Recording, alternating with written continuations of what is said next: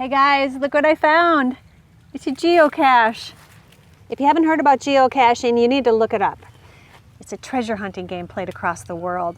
I think there are almost 400 of these in Branson alone. But what if you were a real live treasure hunter? And what if you solved a century-old mystery only to discover an even bigger one? Well, today is our third and final segment about a lost gold mine.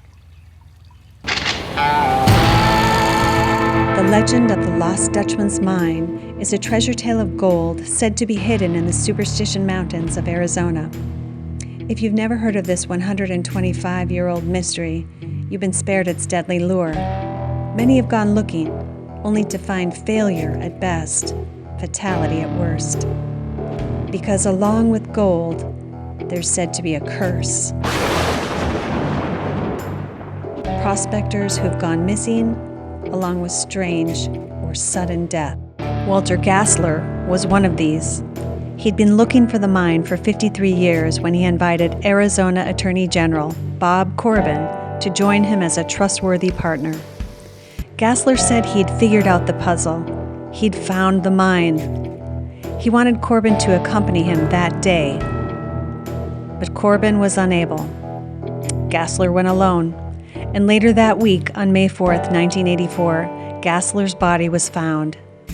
Curiously, it was propped upright on a rock, as if he were enjoying the scenery. The death was ruled a heart attack. But does the Dutchman's curse apply to those who seek without gain? Arcana Exploration Discovery is a group who will soon make an 8th and final expedition to what they believe is the site of the Lost Dutchman's gold mine. In September of 2019, they reached a vent hole, which by all accounts matches the description made by the Dutchman Jacob Waltz, from whom the legend began. Later that day at the Phoenix airport, the expert climber who'd earlier laid eyes on the chisel marks made by Jacob Waltz collapsed. Suffering a head injury from the fall, he was hospitalized and later released. No cause for his collapse was identified, and today he's okay. One may wonder if the outcome would have been worse had the group been seeking gold. The Arcana team is motivated instead by friendships and the shared experience of the journey. There are reams of pages chronicling the legend, documentaries, podcasts, and message boards where searchers debate clues and discredit claims. Many say they've found the mine. Arcana has proof. Most begin at Weaver's Needle, a prominent location mentioned in the clues. Arcana founder Jeff Howlett decided to throw out this common clue, which he believes is a red herring. Howlett contends Weaver's Needle is falsely identified for another, different clue, an outcropping known as El Sombrero, or the Hat on a Mountain. Arcana confirms that one can see Weaver's Needle to the south from above the mine, as cited in one of the clues. However, there's another peak nearby that looks like a sombrero that no one, other than Arcana, has photographed and shared.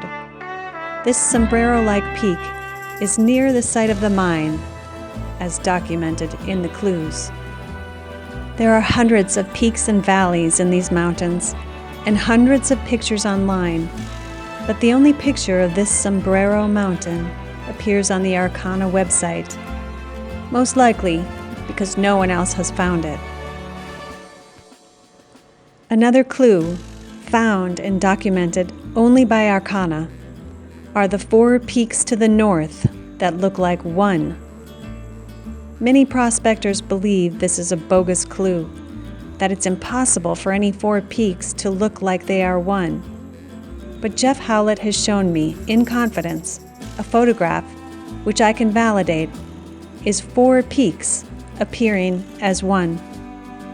While Jeff shared much evidence with me, both on the record and off, he's careful not to disclose any details or photographs, such as those with the horizon, which might reveal the location.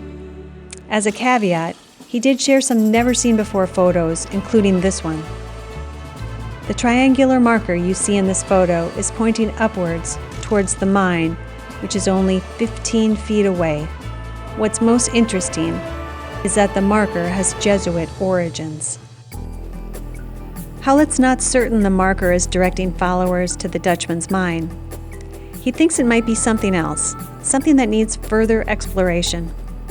There are other markers and symbols that appear to be made by the Jesuits at that same site as the lost mine.